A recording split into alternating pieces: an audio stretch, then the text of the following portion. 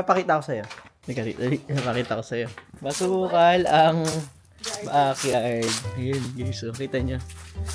Para kami nasa gubat. Ayun, ayun, oh. Wow! Bubuo, no? Oo. Yung kalabasa namin, guys. Tandaan nyo. Sana tumulong. Ayan na. Puputulin ko na siya, eh. Kaya lang, ngayon pala namumulaklak.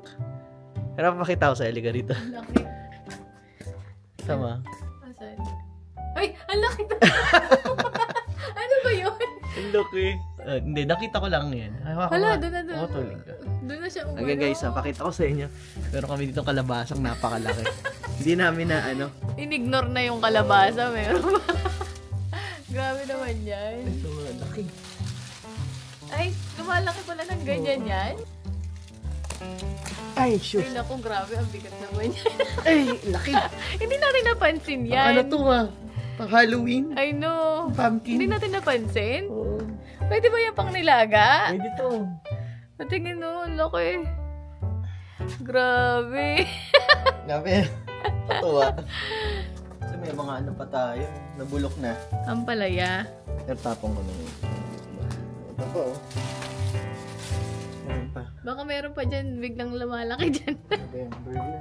Meron din. Grabe naman tong kalabasa na to. Ayun, oh. Eh, sana pinakita mo kay Asha. Ay, kay Asha. Mamaya, kapag ano na. Asa pagbalik ni Asha? Hala, may bulaklak pa yung kalabasa hanggang dun sa tuktok. Kita niya guys, oh, nagmukha na tong ano, gubat. Grabe yung kalabasa. Dami. Ang laking kalabasa naman eh. Kaya nga, kalat. It's November na guys. Ito yung kalamansi natin guys. So, kita niyo yung kalamansi. Ang daming bunga, oh. Gabi. Oh.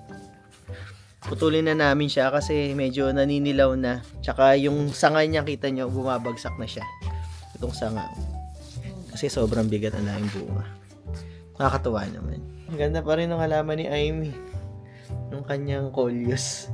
Yun lang guys, na-share lang, na-share. Medyo malamig na. 60 degrees dito sa Northern California, dito sa area namin. Grabe, nakakatuwa lang itong kalabasa. Hindi ano. Ewan ko ano itsura ng loob niyan. Alam mo, parang ganito yung sa bibili sa palengke. Pag bumili ka, isang hiwa. 10. Ganoon, 10. Oo, ganun. Ito yun. Super bigat. Are we at the end or are we at the start? 129 beats per minute from my heart. Anywhere we do is where I long to roam. Night or day, I'm taking you all the way. 'Cause my heart screams, let me carry you home. Let me carry you home. Ayun, sa wakas nagka-araw guys. Ano sa amin, parating makulimlim nitong mga nakaraang araw na be. Oo nga eh. Malamig-lamig na rin. Malamig na. Oo. Naalala nyo ba yung vlog namin dati? Last year, I think ano yun eh, bisperas ng bagong taon. Sabi namin, meron kaming mga goals, mga major goals na gusto naming matupad ngayon 2025. At ayun nga, makikita nyo na sa title kung ano yung sinasabi namin na yung goals. So, kasi natatandaan ko pa doon sa vlog na yun, sabi ko, sana magkaroon ako ng maraming oras sa pamilya, sa health, kasi nga nakukulangan ako. Para sa akin, ang goal ko sana ngayong 2025. Sound corny. Pero ayun yung sabi ko nga kay Amy, yung family time. Kailangan ko maghanap ng oras para sa mga bata, pamilya. Ako nakukulangan talaga ako. Hindi pa sapat. Mas gusto ko pa yung mas maraming oras. Yun yung magiging goal ko ngayon. Tsaka gusto ko kasi maging involved din sa school, lalo na kay Jairus kasi high school na siya. Gusto kong masama ko sila. Mag-fishing, bisikleta, mag-camping, mga ganyan. Yan yung mga nasa wishlist ko. Wishlist 2025. Para marami pang iba. Tapos yun, sabi ko paano ko gagawin yun. Meron kasi kaming dalawang malaking goal na gusto naming matupad ngayong 2025. Matagal na namin pinag-iisipan to. Siguro ito na yung taon na it's about time na matupad na. Matupad na. This is the moment. This is the moment. Abangan nyo yun guys. Talagang to. Ito yung masasabi kong ano, ito yung susunod na life-changing event na magagawa namin. At least isa man lang doon matupad. Most likely yung isa matutupad na and then siguro the following year na yung isa. Kaya isa sa mga goal ko talaga yung makapagbawas ng oras sa trabaho para magkaroon ako ng libreng oras para sa sa pamilya. Ang corny. Ang corny guys, pero totoo yun. Talagang matagal na namin pinag-isipan yun. Di ba, si Aimee nga, huminto na sa pagtatrabaho. Ang goal talaga namin, pagkatapos nun, magpa-part-time na lang ako. Siguro after mga couple of years, yan, which is yun nga yung 2025. And ayun, natupad na. Actually, ang plano talaga, magpa-file ako ng notice sa trabaho na magbabawas na ako ng oras noong kailangan start ng July. Kaya lang, syempre medyo parang meron pa rin konting kaba kahit papaano. Di naman maiwasan yun, syempre. All my life, parang puro full-time ang trabaho ko. Nagdo-double job pa ako, then suddenly, ayun, magbabawas tayo ng oras. Tapos nun, nung mga August yun, sinabi ko na sa boss ko na magbabawas na ako ng oras sa trabaho. And then, ayun, itong November nag-start. Ito yung namin, yung first week ng Semi-retire. Nahiya akong sabihin hindi ko ma-mention And yun, thank you nga pala dun sa mga nag-comment sa last video. Ayun, so medyo sorry kasi medyo may misinterpretation. Pero actually, gusto ko rin talaga kasi siyang i-vlog dahil nga nangyayari talaga yon. Gusto ko lang maging aware yung mga nurses kasi maraming nanonood dito, yung mga bagong nurses na galing sa Pilipinas o yung mga papunta pa lang na yung mga cancellation talagang nangyayari. Nag-charge nurse ako nung last week, nagpa-uwi ako ng isang nurse, yung per diem namin, pinauwi namin. And then actually 2 days ago, pumasok ako. Muntik pa ako makancel, kaya lang nag-volunteer magpa-cancel yung isang nurse namin. Again, pasensya na doon sa mga medyo mali yung yung pagkaka-deliver ko nung vlog nung last time. Since meron na tayong extra oras, so I'm looking forward na makapag-spend tayo ng maraming oras sa pamilya tsaka makapag-focus tayo sa health. Ayan. Kasi nga, di ba, medyo tumatanda na tayo at lumalabas na yung mga sakit-sakit talaga natin, di ba? Nung bata tayo, hindi natin niinda yun Pero ngayon, kailangan mag-concentrate na tayo para at least yung mga pinaghirapan natin, ma-enjoy natin na mas matagal. Very ako excited. Siyempre, sino ba naman ang hindi magiging excited? Guys, don't get me wrong. Gustong-gusto ko yung trabaho ko. Alam niyo naman, usually sa nursing, maririnig niyo parating maraming mga nagko-complain, di ba? Maraming na-burnout, which is totoo yun. Naramdaman ko rin yun, naranasan ko Lalo na naman nasa nursing home ako, nasa med-surg floor, ayan, ganyan. Yung mga na-experience kong trabaho, talaga nakaka-burnout talaga siya. Pero yung sa dialysis, talaga na-enjoy ko talaga siya. Hindi siya nakakapagod, pero lang siya, very long hours lang talaga. Ayan, nakakailang steps na tayo. May 10,000 na ba? Pasensya na ulit doon sa hindi masyadong maliwanag yung pagkaka-deliver ko nung sa vlog last time. Ayan. Honey, nandiyan ka pala. Anong ginagawa mo dyan? Sabi ni Asha kagabi? Sabi ni Asha. Kwento mo nga. Sabi ni Daddy, this year, magde-decorate siya sa Halloween. Tapos, hindi naman nangyari. I'm having trust issues na, Mami. Hindi, kasi last year, hindi kami nag-decorate. Hindi ako naglagay ng Halloween decoration. Nagpapadecorate siya. Kasi nga busy, di ba? Nawalan ako ng oras. Sabi ko, next year, promise, maglalagay ako ng decoration. Ngayon na, next year na. Kagabi, sabi niya sa nanay niya, hindi na ako maniniwala kay Daddy. Pag sinabi niyang kasi next year, nagsinungaling siya kasi sabi niya sa akin last year maglalagay kami ng dekorasyon ngayong taon. Sabi ko, next year talaga, promise na talaga. Ay hindi na ako maniniwala sa'yo. Nasaktan naman ako. Ngayon, October 31, last day na. Ngayon pala ako nagkakabit. Siya ang pinakamaagang nagkabit ng Halloween. Last minute, may pagkagamba si Mayor. Ngayon nasa school si Asha na. Sige, gagawin ko. Pagbalik mo, nakakabit na yung gagamba natin. Yun lang pala, si Asha lang pala ang Kasi ako, nire-remind ko rin siya, pero hindi rin siya hindi. Next year din ang next year. Parati rin ako nire-remind ni Aimee. September pala, pinapaalala niya na sa akin, decoration natin. Hindi ako nakikinig sa kanya. Tapos kagabi, nung narinig ko si Asha, sabi niya, hindi na ako maniniwala sa'yo, Daddy. Saktan naman ako. Kaya agad-agad, pagkagising, nice ko kaagad. Yun lang pala. Gagamitin ko na lang si Asha. Sabi ko nga, din yung gagamba na binili. Lang naman niya, isang araw lang. Kung di pa ako sinabihan ni Asha, hindi ko ito ikakabit talaga. Hey, how's school? Tired. I'm very tired and hot. Oh my goodness. Show to them your tattoo. There you go. Ayun. Scary. Okay, seatbelt na. Tingnan natin yung reaction ni Asha pag nakita niya na yung ano. Laura's so scary. Yung gagambang She's a display. zombie with blood on her face. Oh, yeah? Yeah. You run, Ayan, Zoe. makikita na niya yung... Kita niya na yung gagamba. Finally! How Yay, thank you, Daddy. You're welcome. Oh, wait, is that the ghost? Do you like it? Where's the ghost? Where are the 3 ghosts? Finally! Finally, finally, finally! You made it! Oh, right there. Say, are you proud of Daddy? Yeah. Very. Thank you. I need... Asha, come on. By the way, Oh, what is it? this costume, it's more like the Wicked Witch is dead because it's a ghost witch. Ah, yeah. Yes, that's a ghost witch. Ding dong, the witch is dead. Witch, oh, witch. Me! Me, witch. You like it?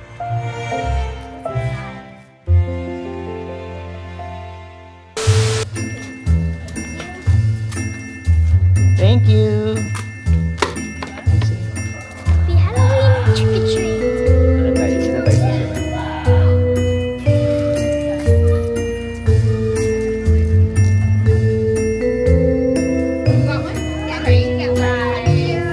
Oh, thank you. Long, social, goodie bag pa. I got trolley, Skittles, M&M's, and Twizzlers. Okay. And a goodie bag. Let's go get some more. Share with Kuya. I got Haribo.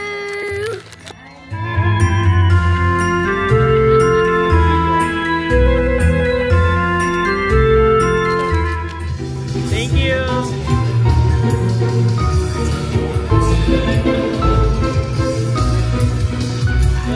Grabe yung pumpkin, ang laki. Isang buong bahay lang. Gracia. Wow. That's huge. Kita nyo guys, ito yung bahay. Malaki pa doon sa bahay yung pumpkin. Ayun.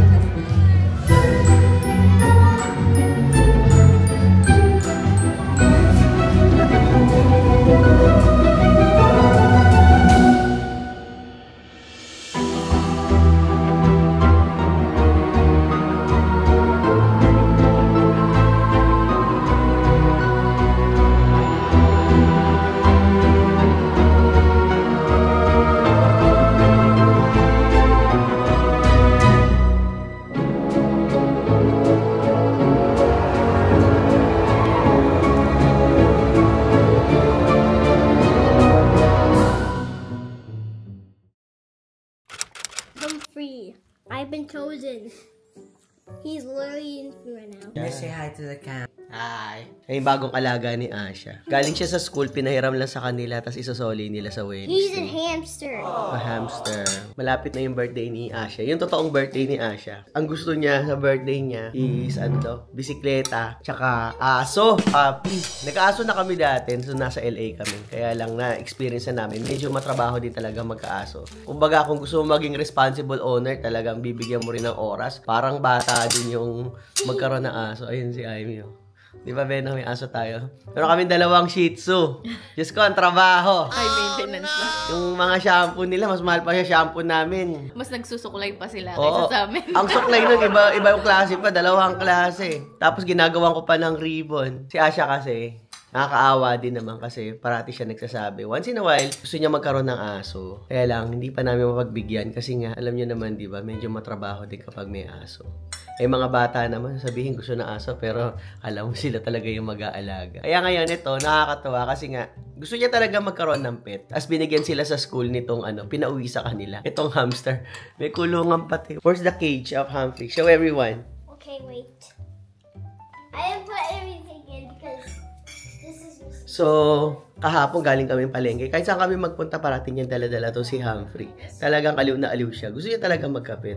Ayan, oh. Show the cage. Ayun. Pinapakain pa ni Asha yan. Humphrey. Oh, so cute. Wait a minute. Wait a minute. Wait, close your eyes, guys. Close your eyes. Okay. Okay. Close your eyes. Okay. Okay, open your eyes. Whoop.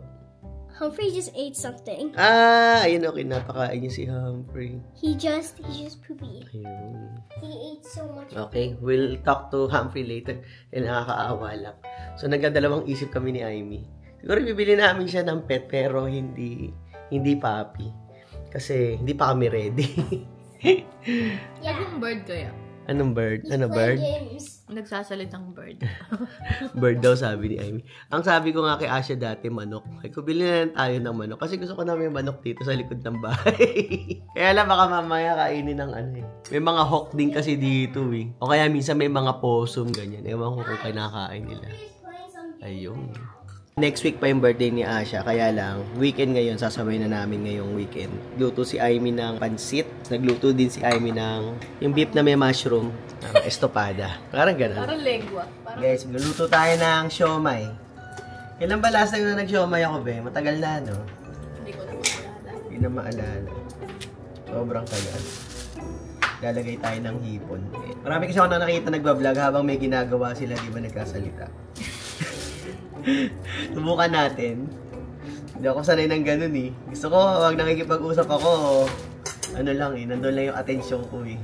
Ayan, hindi tayo sanay yung ano eh, dumadaldal habang may ginagawa. Ayun. So, mag-vlog tayo habang nagluluto tayo. Gimain lang natin tong hipon. Ayan. Marami tayong gagawing siomay. Ayun. Ayun. Tatawa ka dyan. Ayan.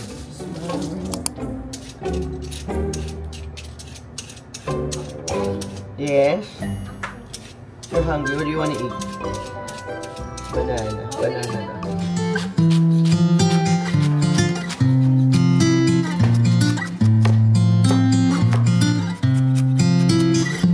요즘 사람들은 더 이상 편지를 쓰지 않아 왜 문자 하나에 다 담길까 그 많은 얘기가 마주보고 하긴 어색한 마음 하얀 종이 위에 펜이 닿았을 Nahalo na natin yung ating mixture. Gagawin natin, lalagay na natin siya dun sa, sa wrapper niya. Actually, wonton. Pwede interchangeable naman yan eh. Pag may nakita kayong wonton wraps, pwede na rin yan. Kasi yung siomay wrap, paano siya, pabilog siya. Ito pa square. Eh, may nagawa na akong 2 piraso dito. Yan. Kuha ka lang ng ano. Ba ako nagtuturo? Wala naman nagpapaturo. Tapos, kaya ganyan nyo lang, bibilogin nyo lang yan. Diba? Yan o, boom. Gano'n ka na, siomay. 사랑해 좋아해 촌스럽지만 이렇게 고백해 멋은 없어도 난 지금 진지해 장난 아닌데 유치해 미안해 하지만 내 맘 You don't know 그 어떤 세련된 말로도 대신 못해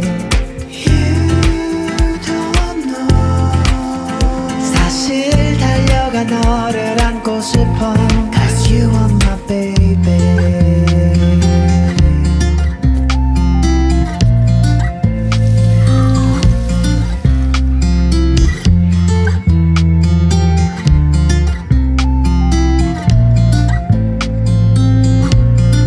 Birthday to you. Happy birthday to you. Happy birthday, dear Asha. Happy birthday to you.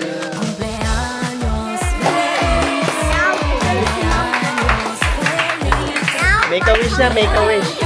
Querido, cumpleaños feliz, cumpleaños feliz, cumpleaños feliz, cumpleaños querido, cumpleaños feliz, cumpleaños feliz.